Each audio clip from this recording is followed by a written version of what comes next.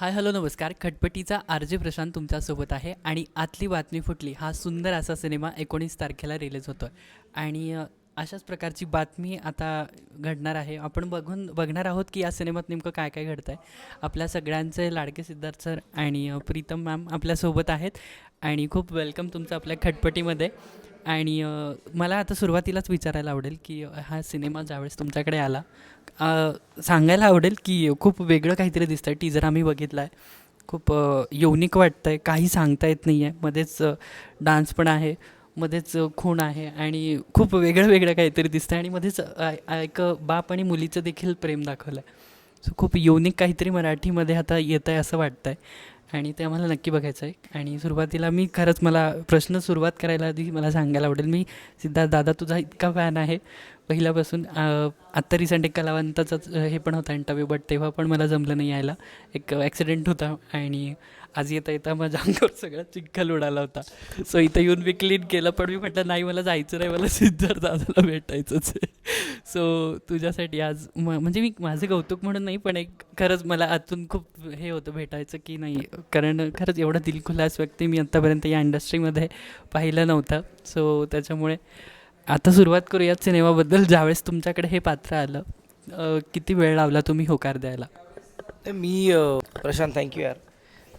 असंच प्रेम ठेवत राहा यार. खूप छान वाटतं जेव्हा असं कोणी मनापासून प्रेम करतं. मी लोणावळ्याला शूटिंग करत होतो आमच्या 3:30 तेव्हा मला प्रीतमने फोन करून सांगितलं होतं की विशाल सर एक फिल्म करतायत, तर तू प्लीज त्यांना एकदा भेट, कारण रोल चांगला आहे, गोष्ट चांगली आहे. आणि मग तिनेच सरांबरोबर ओळख करून दिली आणि मग ती मीटिंग झाली आणि मग गोष्ट ऐकली तर गोष्ट ऐकायला जैनिश सर होते आमचे डिरेक्टर. विशाल गांधी आणि जैनिश सर या दोघांनी मिळून हा सिनेमा डिरेक्ट केला आहे. तर जैनिश सरांनी मला पहिल्यांदा ती गोष्ट ऐकवली. मला वाटतं ते लोणावळ्यात आले होते आणि ती गोष्ट कमाल होती. आणि मग त्यांनी सांगितलं की त्या रोलसाठी आम्ही मोहन आगे सरांना विचारतो आहे, त्या रोलसाठी आम्ही रोहिणी ताईंना विचारतो आहे. प्रीतम डोबीस ती होतीच, कारण ती क्रिएटिव्ह टीममध्ये पण होती, प्रोड्युसर म्हणून पण ॲज होती ती. आणि मला वाटलं हे कमाल आहे, हे करायला पाहिजे मी. म्हणजे गोष्ट पण चांगली आहे आणि त्याच्यावरती परत तुला डॉक्टर मोहन आगाश सर आणि रोहिणी हट्टंगडी मॅम बरोबर काम करायची संधी मिळते. बरोबर आमच्याबरोबर विजय निकम सर, भारत गणेशपुरे सर, आपला आनंद कारेकर सर, त्रिशा, आमचा आमिर तळवळकर सर, भाई सगळंच पॅकेज आहे.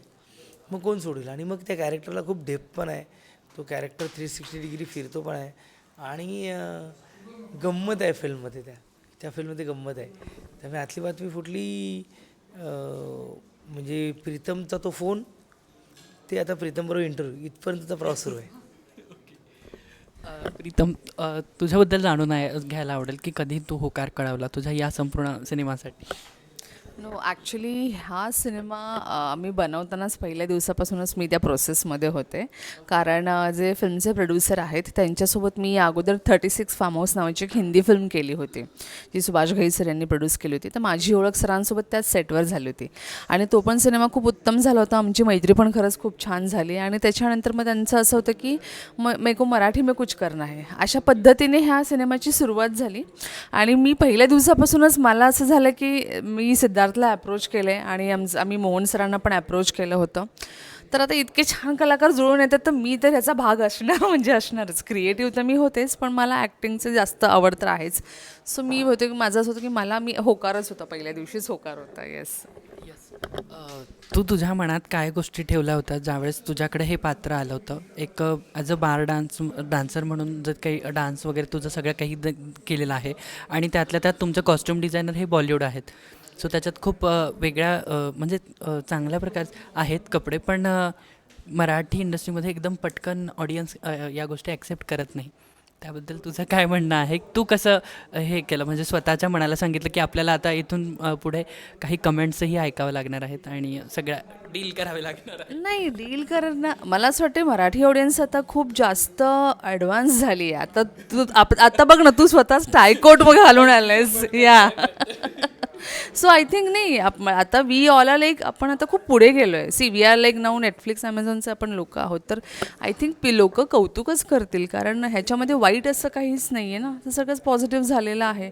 आय डोंट थिंक सो ह्याच्यावरती काही असं कॉन्ट्रोवर्शियल नाही. आणि ही कला आहे, हे बघ माझं काम आहे, मी कला सादर करते, त्याच्यावरती पॉझिटिव्ह निगेटिव्ह काय येईल हे बघू आता तेव्हा ठरवूया. दादा मला पुन्हा तुझ्याकडे यायला आवडेल. इतके सुंदर असे कलाकार तुमच्या या संपूर्ण टीममध्ये लाभलेले होते.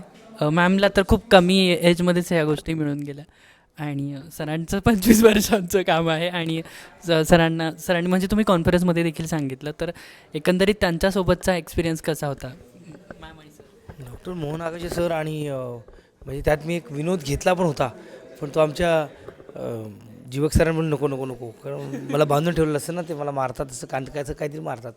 तर माझे हात सोडून दाखवा, मग दाखवतो, मग तुम्हाला सांगतो जैत रे जैत कोणाची होईल. तर ते बोलले असं हे नको नको नको. ते जैत रे जैत त्याच्या आधीपासून डॉक्टर मोहन आगाशे सर काम करतात. त्रिमूर्ती नावाची एक फिल्म होती सुभाष घे सरांची, जी मी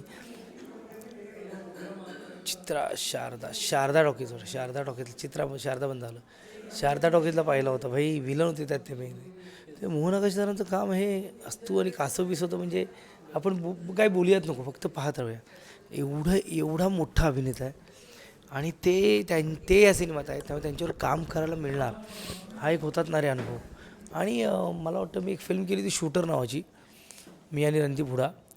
त्यात रोहिणी मॅमने एक छोटासा सीन केलेला, आम्ही त्यांना शूट करतो असं काहीतरी होतं, पण तेवढंच मी त्यांच्यावर काम केलं, त्याच्यावर कामच नव्हतं केलं. त्यामुळे एवढं मोठं काम. आणि म्हणजे रोहिणीताईंच्या अभिनयाबद्दल मी बोलूच शकत नाही भाई, मी खूपच छोटा पोरगा आहे.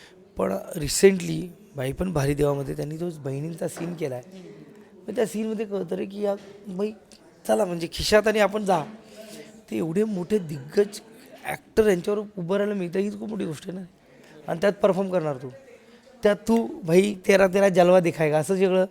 तर मग हे कोणी सोडू शकत नाही, जे मी पण नाही सोडलं.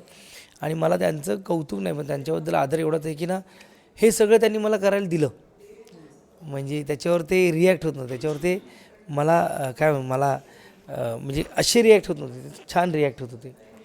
मला ती गोष्ट खूप भावली त्यांची.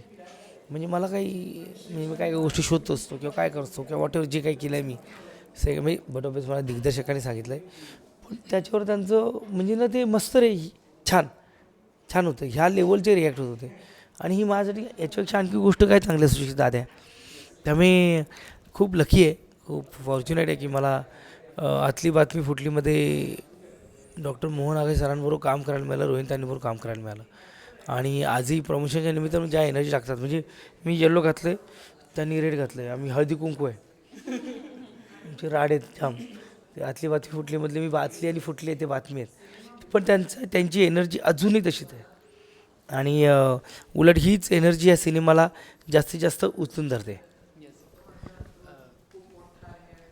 डिरेक्टर सरांचा पण आपला सुंदर असा इंटरव्ह्यू झालेला आहे, त्याच्यामध्ये त्यांनी तुमचं भरपूर सगळ्यांचं कौतुक केलेलं आहे. सो त्याच्यामध्ये तुम्ही तो इंटरव्ह्यू पण नक्की बघा. डिरेक्टर सरांनी सांगितलं की मी तुमचा फॅन होतो, पण ज्यावेळेस मी सेटवरती असायचो त्यावेळेस मला तुमचा एक डिरेक्टरचा रोल मला निभावत लागत होता, त्याच्यामुळे मी तिथे असं जास्त दाखवून दिलं नाही की अरे यार मी तुमचं खूप असं फॅन आहे आणि या सगळ्या गोष्टी.